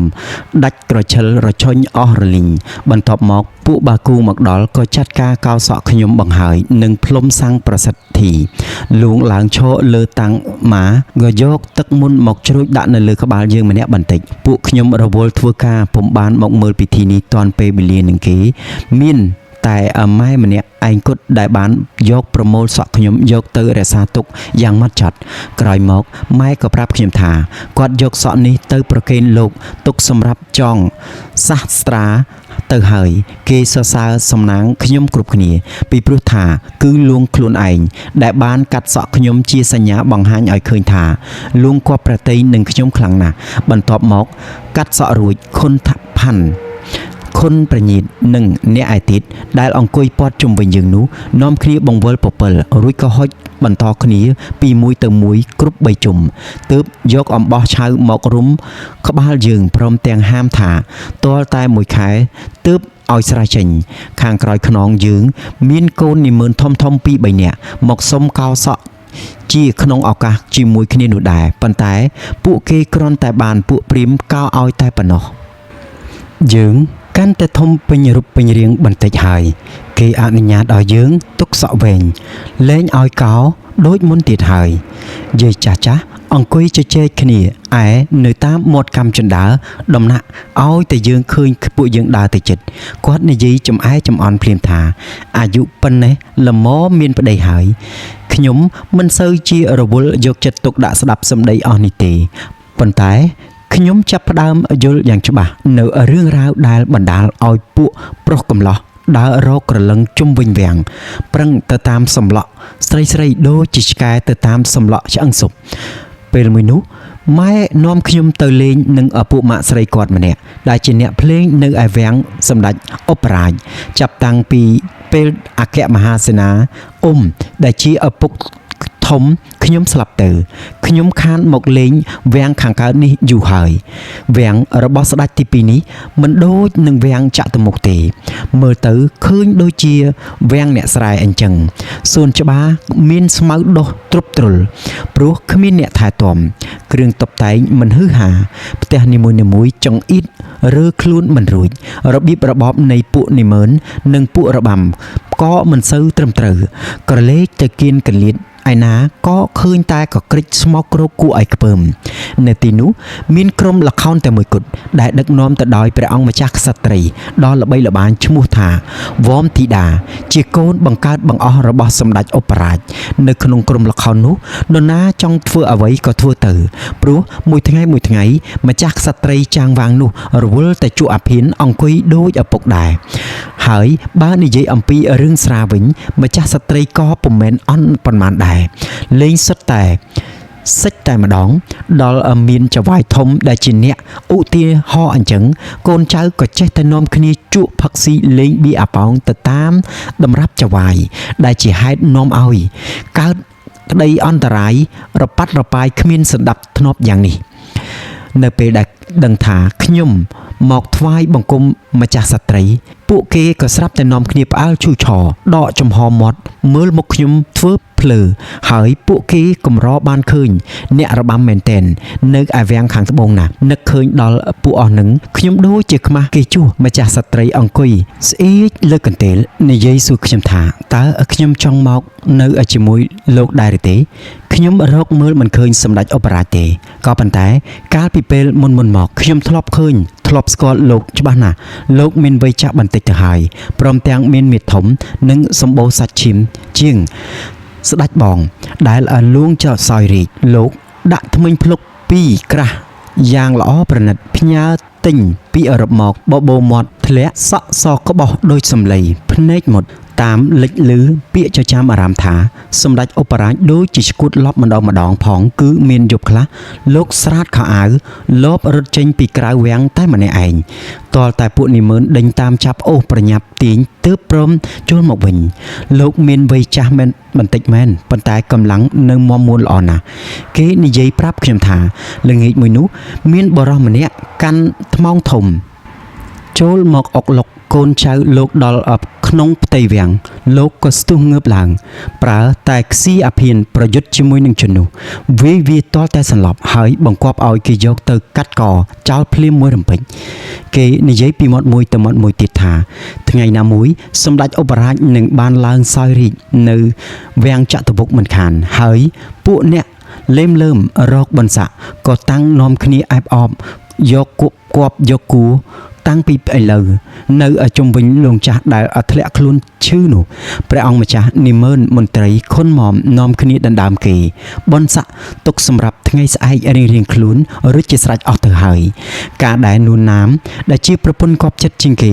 ដាច់ចិត្តបោះបង់លងចោលបានធ្វើឲ្យជំងឺព្រះអង្គកាន់តែដុនដាបថែមទៀតឡើងជាលំដាប់រហូតដល់លួងខ្លួនឯងក៏ដឹងខ្លួនថាមិនអាចរស់បានយូរតទៅមុខទៀតទេនូណាមដែលជាកូនអ្នកស្រែសុទ្ធប៉ុន្តែបានមកនៅរាជវាំងតាំងពីក្មេងគាត់មិនសូវស្អាតប៉ុន្មានទេប៉ុន្តែទឹកមុខមានស្នេហ៍អ្វីម្យ៉ាងគួរឲ្យអ្នកផងស្រឡាញ់រាប់អានរហូតបានឡើងធ្វើជាតួឯកនៅក្នុងក្រុមល្ខោននៃខុនផាន់លួងពេញចិត្តនឹងមើលគាត់រំឥតចេះធុញទ្រាន់ហើយប្រទានមាសពេជ្រលុយកាក់បំពោកទៅដោយគាត់តែម្នាក់ឥតច្រើនឥតឧបមាប៉ុន្តែនូណាមស្រឡាញ់ខ្លួនគាត់តែប៉ុណ្ណោះដោយដឹងថាលងចិត្តអស់បុណ្យគាត់តែងតែឆ្លៀតពេលចេញទៅក្រៅវាំងដើម្បីធ្វើរឹកម្ញាក់ម្ញាក់ដកសម្ដេចឧបរាជនៅឯវាំងខាងក្រៅខាងជើងនោះទៀតសម្ដេចឧបរាជឆ្លក់នឹងសម្រស់នូណាមភ្លេចប្រពន្ធចាស់ឈ្មោះព្រឹមដែលជាស្រីសៀមខ្មៅកក្រិចហើយបែរមកគប់គួរជាមួយនឹងនូណាមរហូតដល់មានសន្យាថានឹងលើកដំកើងគាត់ឲ្យមានអំណាចលើសគេមួយវាំងកាលណាខ្លួនបានឡើងសោយរាជទៀតផងនិយាយពីលួងវិញបើទោះបីជាឈឺដាបដើរមិនរួចយ៉ាងណានោះក្តីក៏មិនឆ្លៀតស៊ើបសួរអំពីរឿងនូណាមជានិច្ចគ្រាន់តែមិនចេញស្ដីថាដូចម្ដេចសុកចិត្តសំងំកាត់ទុកតែម្នាក់ឯងថ្ងៃមួយលោកប្រើគេឲ្យទៅហៅនូណាមមកគាល់ប៉ុន្តែគាត់មិនចិត្តសឿងប្រកែកមិនព្រមមក ដែលជាហេតុបណ្ដាលឲ្យលួងខឹងច្រឡោតតងឡើងបង្គាប់ឲ្យក្រុមវាំង4នាក់ទៅចាប់នូណាមមកធ្វើទារុណកម្មដាក់ចងឲ្យដេកផ្កាប់មុខនៅនឹងដីហើយយករំពាត់មកវាយវត្តបាយឈាមប្រឡាក់នូណាមឈឺចាប់ខ្លាំងក៏ស្រែកយំរោផ្អើលអស់មួយផ្ទៃវាំងគេចេញមកឈរមើលត្រៀបត្រាបន្ទាប់មកគេក៏ដាក់ច្រវាក់បណ្ដាលគាត់ឲ្យទៅឃុំនៅសាលាបាលីយៈដែលជាកន្លែងឃុំខាំងស្រីមានទោសស្ថិតនៅឆ្ងាយខាងចុងសួនច្បារឯណោះទារុណកម្មបែបនេះឧស្សាហ៍មានញឹកញាប់ណាស់អនុស្សាវរីយ៍ដ៏ឃោរឃៅជាងគេដែលខ្ញុំចាំមិនភ្លេចនោះគឺថ្ងៃមួយគេបានចាប់យកស្រីរបាំម្នាក់ឈ្មោះថាលុនទាយកទៅធ្វើទោសនាងមានផ្ទៃពោះច្រើនខែហើយពុំអាចដេកផ្កាប់មកកើតហើយក៏ជីកដីក្រហងត្រង់ពោះហើយច្រានឲ្យដេកដើម្បីឲ្យគេធ្វើទារុណកម្មយ៉ាងអមនុស្សធម៌ក្រៃលែងឥតមានក្តីមេត្តាករណាបន្តិចបន្តួចសោះការផ្ដន្ទាទោសចំពោះនូណាមគឺជាឧទាហរណ៍សម្រាប់បន្លាចក្មេងចំនួនក្រោយកុំឲ្យយកដំរាប់តាមនឹកឃើញដល់រំពាត់ផ្ដៅដងមាសនោះខ្ញុំខ្លាចញាស់សាច់សូម្បីតែសពថ្ងៃនេះដែលឲ្យខ្ញុំចេញផុតពីវាំងហើយក្តីក៏ខ្ញុំនៅតែនឹកខ្លាចជានិច្ចជីវភាពនៅក្នុងវាំងប្រែជាស្រពាប់ស្រពូនលែងមានរំច្រៀងសប្បាយយំហូរកញ្ជ្រៀវអ្វីទាំងអស់គេឃើញតែព្រះសង្ឃគង់ទំរៀបជាជួរក្រឡាបន្ទុំដេកផ្ដិតបាំងភ្នែកសូត្រធម៌ទាំងយប់ទាំងថ្ងៃតទៅដល់ពេលទើបលួងអាចយល់និងឃើញនៅសេចក្តីស្មោះត្រង់ពិតប្រាកដនៃគុណឋាននិងគុណប្រញាតដែលចាំមកគាល់ទាំងយប់ទាំងថ្ងៃឥតគិតនឿយហត់ក្សត្រីក្សត្រាអស់អ្នកអស់នាងក៏លោកនាំគ្នាមកជួបជុំភ្នែកសម្លឹងឆ្ពោះទៅក្រឡាបន្ទុំឥតប្រព្រឹត្តភ្នែកដល់ពេលស្លោះឈាមមែនតែនលងបង្គាប់ឲ្យគេលើកលោកយកទៅដាក់នៅលើគ្រែស្នែងសែងចេញទៅក្រៅយប់អាត្រៀតងងឹតឈឹងដើរកាត់ព្រៃប្រព្រឹត្តប្រព្រឹមអស់ចិត្តទើបបង្គាប់ឲ្យត្រឡប់មករាជបន្ទីហើយឲ្យគេផ្ដេកដាក់នៅលើកៅអីមានកង់រុញទៅមុខរុញទៅមកឥតឈប់ឈរសភាពស្ងប់ស្ងាត់គ្របដណ្ដប់ដោយផ្ទៃវាំងទាំងមូលគេឮស្រែកសូរសំឡេងព្រះសង្ឃសូត្រកាវតាយ៉ាងអន្លង់អន្លោចដែលគួរឲ្យស្រងេះស្រងាយក្រៃលែងនិងសំឡេងមនុស្សខ្សឹបខ្សៀវគ្នាលួងលើកដៃឡើងប្រាប់អ្នកគ្រប់គ្នានៅស្ងៀមហើយមានបន្ទូលខ្សើថាអញអត់ភ្លេចទេបន្ទាប់មកលោកហៅមុំសួនមកសួរឲ្យយកលុយ500រៀលមកថ្វាយប៉ុន្តែមុំសួនទៅនឹងចូលចិត្តដល់ក្រែលើកជើងពៀនថ្វាយស្រាប់តែលួងទុនដៃទម្លាក់លុយចុះទៅលើខ្នើយហើយមាត់និយាយថាដូចម្ដេចក៏ពុំរួចងាកបត់កមកខាងឆ្វេងបន្តិចក៏ផុតដង្ហើមទៅរំពេចនោះសំលេងទ្រហោយំក៏ផ្ទុះឡើងត្រហឹងអឹងអាប់ស្ដាប់គ្រប់ទិសតំបន់អ្វីមិនឮចំណែកឯក្មេងៗឃើញតែគេយំគ្រប់គ្នាមិនយល់រឿងអ្វីសោះក៏កើតក្តីផិតភ័យស្រែកយំងោងនឹងគេដែរព្រមទាំងស្រែករកម៉ែឪជួយយើងរត់ប្រសាចតម្រង់ទ្វារប្រលប់ប៉ុន្តែភ្លាមនោះទ្វារត្រូវបានគេបិទជិតហាមមិនឲ្យចេញចូលជាដាច់ខាតពួកស្រីធំភ័យជ្រុលច្របល់ជាងគេរត់ពីកន្លែងមួយទៅកន្លែងមួយស្រែកឆោឡោថាបន្តិចទៀតគេនឹងចូលមកប្លន់វាំងហើយស្ត្រីទាំងក្មេងទាំងចាស់មុខជាត្រូវទាហានចាប់រំលោភលើរូបកាយនិងសម្លាប់ចោលទាំងអស់គ្នាមិនខានប្រហែលជាគ្មាននរណាម្នាក់បានរួចរស់ទៅជួបមុខម៉ែឪវិញទេពីព្រោះស្ដេចសុគតទៅហើយយើងអត់មានស្ដេចគ្រប់គ្រងមើលខុសត្រូវដូចមុនទៀតទេ